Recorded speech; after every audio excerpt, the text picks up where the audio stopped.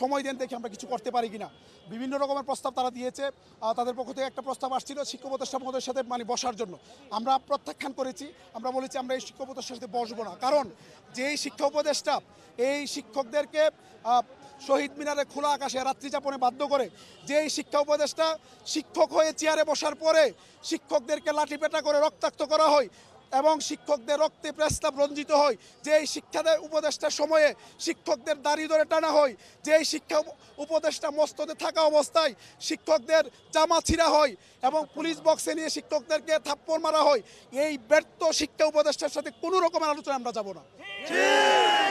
তখন তারা আমাকে বললেন, আরও অনেক কথাবার্তা হলো। সর্বশেষ আমাদের পক্ষ থেকে আমরা বললাম যে একটা সুযোগ আছে, যে অর্থ এবং শিক্ষা যদি ওনারা উভয়ে মিলে ওনারা যদি সিদ্ধান্ত নেয় যে আমাদের বিষয়গুলো ওনারা দিবেন, আমাদের এই দাবিগুলো পূরণ করবেন এবং ওনারা যদি ব্রিফ করে বলেন যে আপনাদের দাবি মেনে নেওয়া হয়েছে এবং আমরা 2 দিন পরে বা 3 দিন পরে আমরা প্রজ্ঞাপনটা দিব। কারণ আপনারা জানেন অর্থ সচিব এবং অর্থ উপদেষ্টা বিদেশে আছেন, এই জন্য তারা বিভিন্ন রকম অজুহাত খুঁজতেছে।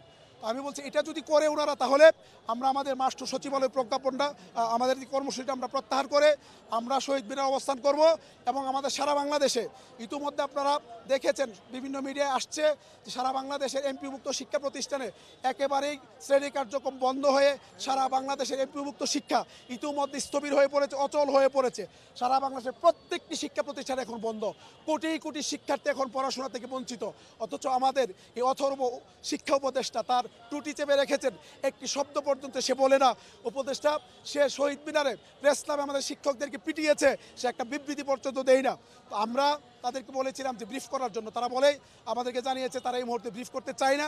এই জন্য আমরা সচিবালয় থেকে আমরা মুভ করে এসেছি। হাসনাত আবদুল্লাহ এনসিপি তিনি আমাকে ফোন করে অনুরোধ করেছেন যে বিশৃঙ্খল পরিবেশ যাতে না হয় আপনি একটু খেয়াল করবেন। উনি অনুরোধ করেছেন, বলছেন যে আমরা আপনাদের জন্য কাজ করছি এবং ইতিমধ্যে আমি দেখেছি হাসনাত আবদুল্লাহ নিজে একটা তার ভেরিফাইড ফেসবুক পেজে সে একটা বিবৃতি দিয়েছেন আমাদের দাবির পক্ষে। ওনাদের সংগঠনের পক্ষ থেকে তারা বিবৃতি দিয়েছেন। জামাতের নায়েবে আমিরের নেতৃত্বে একটি প্রতিনিধি দল কালকে একাত্মতা ঘোষণা করেছেন। চরমুরের পীর সাহেব হুজুরের পক্ষ থেকে ওনাদের প্রেসিডিয়াম সদস্য আকন্দ ভাই এসেছিলেন, মাহমুদুর রহমান ভান্না ভাই এসেছিলেন, ঢাকা ইউনিভার্সিটির আপনার যে ডাকসুর নির্বাচিত যারা ছিল প্রায় তাদের একটা বড় প্রতিনিধি দল কালকে এসেছিলেন। মোটামুটি প্রায় খেলাফতে মজলিসের লোকজন এসেছিলেন, ফুয়াদ ভাই এসেছিলেন, ব্যারিস্টার ফুয়াদ ভাই এসেছিলেন, তো আমরা হাদিব আসছিলেন। সব মিলিয়ে এক কথায় বলা যায় বাংলাদেশের ঢাকা ইউনিভার্সিটি বিশ্ববিদ্যালয় থেকে সাদা দলের শিক্ষকরা তারা বিবৃতি দিয়ে বলেছে দ্রুত দাবি মেনে নেওয়ার জন্য।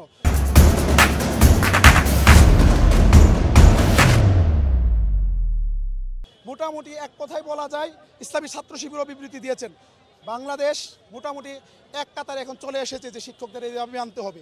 আমার প্রশ্ন হচ্ছে, আপনারা তো কোনো রাজনৈতিক দল না, আপনারা এই রাজনৈতিক দলগুলো সমর্থনে বসেছেন, সুতরাং তারা যেহেতু চাচ্ছে দেওয়ার জন্য আপনাদের এত সমস্যা কোথায়? ইউনূস সাহেব কি তার বাবার টাকা দিবেন, না আবরার সাহেব তার বাবার টাকা দিবেন? আমাদের জনগণের ট্যাক্সের টাকা, আমাদের ট্যাক্সের টাকা আপনি আমাদেরকে দিবেন, আপনারা এত দিতে সমস্যা কোথায়? আমরা সিদ্ধান্ত নিয়েছি আমরা এখানে অবস্থান করব, প্রয়োজনে এখানে কালকে 12টা পর্যন্ত আমরা থাকবো, এই রাস্তা আমরা ব্লক করে রাখবো, এখানে থাকবো। এরপরে আগামীকালকে 12টা থেকে আমরা শাহবাগে অবস্থান দিব এবং আমরা সারাদিন 12টার পর থেকে আমরা শাহবাগেই থাকবো। ওখান থেকে আমরা নতুন কর্মসূচি ঘোষণা করব। পাশাপাশি সারা বাংলাদেশের শ্রেণীকক্ষে শ্রেণী কার্যক্রম বন্ধ থাকবে। আমার সারা বাংলাদেশের কোনো শিক্ষক প্রজ্ঞাপন হওয়ার আগ পর্যন্ত কোনো রকমের শ্রেণী কার্যক্রমে অংশগ্রহণ করবে না। ধন্যবাদ। আমি অধ্যক্ষ দেলোয়ার হোসেন আজিজি, সদস্য সচিব এমপিভুক্ত শিক্ষা জাতীয়করণ প্রত্যাশী জোট এবং সভাপতি বাংলাদেশ মাদ্রাসা শিক্ষক কর্মচারী ফোরাম, অধ্যক্ষ কাতলাসেম কাদিয়া কামিল মাদ্রাসা। ইতিমধ্যে আমাদের শিক্ষার্থীরা বিভিন্ন জায়গায় আন্দোলন শুরু করেছেন। আমরা গতকালকে আমরা দেখেছি ময়মনসিংহ টাউন হলে স্বতঃস্ফূর্তভাবে শিক্ষার্থীরা সুনামগঞ্জে বিভিন্ন জেলায় করেছে। কিছুক্ষণ আগে ঢাকা বিশ্ববিদ্যালয়ের সূর্য সেন হল থেকে আপনার তাদের বিপিন নেতৃত্বে বিশাল এক বাহিনী আমাদের সাথে যোগ দিয়েছেন। ক্লিয়ার করি, যদি আমাদের যদি নাশকতার যদি পরিকল্পনা থাকতো, ওইটা শুনেন, এটা তো আমাদের দায়িত্ব না। আমাদের সেফটির ব্যবস্থা করা, এখানে যাতে বিশৃঙ্খল পরিবেশ তৈরি না হয়, এটার দায়িত্ব গোয়েন্দা সংস্থার এবং পুলিশ বাহিনীর। সরকার এদেরকে এত টাকা দিয়ে ট্যাক্সের টাকা কেন পালতেছে? আমাদের সেফটি ব্যবস্থা করার জন্য আমরা এখানে এসেছি, আমাদের সেফটি ব্যবস্থা করতে হবে। জি, থ্যাংক ইউ। আপনারা দেখেছেন যে আমরা আসলে আজকে সারাদিনই আমাদের সরকারের সাথে আমাদের প্রশাসন আমাদের সাথে তারা মিডিয়ার কাজ করেছে, গোয়েন্দা সংস্থাগুলো, পুলিশ প্রশাসন, তারা কিন্তু মিডিয়ার কাজ করেছে। তারা আমাদেরকে বারবার অনুরোধ করছিল আমরা যাতে এই প্রোগ্রামটা না করি মাস্টার সচিবালয়। পরবর্তীতে আমরা বলছি যে না, আমরা এই প্রোগ্রামটা করব। তখন তারা বলছিলেন যে আমাদের একটু সময় দেন, দেখি আমরা কিছু করতে পারি কিনা। বিভিন্ন রকমের প্রস্তাব তারা দিয়েছে। তাদের পক্ষ থেকে একটা প্রস্তাব আসছিল শিক্ষক উপদেষ্টা মহোদয়ের সাথে বসার জন্য। আমরা প্রত্যাখ্যান করেছি। আমরা বলেছি আমরা এই শিক্ষক উপদেষ্টার সাথে বসবো না, কারণ যেই শিক্ষা উপদেষ্টা এই শিক্ষকদেরকে শহীদ মিনারে খোলা আকাশে রাত্রি যাপনে বাধ্য করে, যেই শিক্ষা উপদেষ্টা শিক্ষক হয়ে চেয়ারে বসার পরে শিক্ষকদেরকে লাঠিপেটা করে রক্তাক্ত করা হয় এবং শিক্ষকদের রক্তে প্রেসক্লাব রঞ্জিত হয়, যেই শিক্ষা উপদেষ্টার সময়ে শিক্ষকদের দাড়ি ধরে টানা হয়, যেই শিক্ষা উপদেষ্টা মস্তদে থাকা অবস্থায় শিক্ষকদের জামা ছিঁড়া হয় এবং পুলিশ বক্সে নিয়ে শিক্ষকদেরকে থাপ্পড় মারা হয়, এই ব্যর্থ শিক্ষা উপদেষ্টার সাথে কোনো রকমের আলোচনা আমরা যাব না।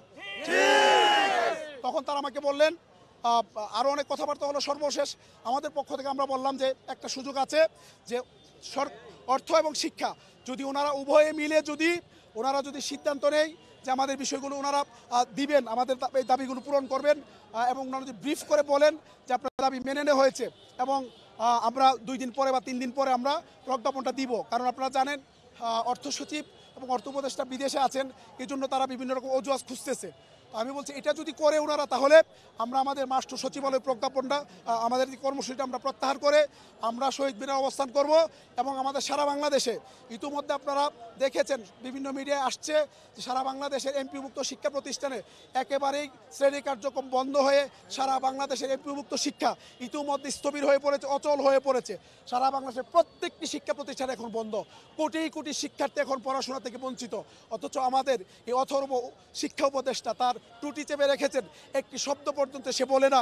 উপদেষ্টা সে শহীদ মিনারে প্রেস ক্লাবে আমাদের শিক্ষকদেরকে পিটিয়েছে, সে একটা বিবৃতি পর্যন্ত দেয় না। তো আমরা তাদেরকে বলেছিলাম যে ব্রিফ করার জন্য, তারা বলেই আমাদেরকে জানিয়েছে তারা এই মুহূর্তে দিতে চায় না। এই জন্য আমরা সচিবালয় থেকে আমরা মুভ করে এসেছি। হাসনাত আব্দুল সিপি তিনি আমাকে ফোন করে অনুরোধ করেছেন যে বিশৃঙ্খল পরিবেশ যাতে না হয় আপনি একটু খেয়াল করবেন। উনি অনুরোধ করেছেন, বলছেন যে আমরা আপনাদের জন্য কাজ করছি এবং ইতিমধ্যে আমি দেখেছি হাসনাত আব্দুল্লাহ নিজে একটা তার ভেরিফাইড ফেসবুক পেজে সে একটা বিবৃতি দিয়েছেন আমাদের দাবির পক্ষে।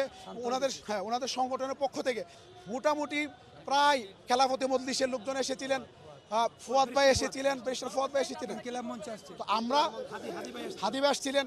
সব মিলিয়ে এক কথায় বলা যায় বাংলাদেশের ঢাকা ইউনিভার্সিটি বিশ্ববিদ্যালয় থেকে সাদা দলের শিক্ষকরা তারা বিবৃতি দিয়ে বলেছে দ্রুত দাবি মেনে নেওয়ার জন্য।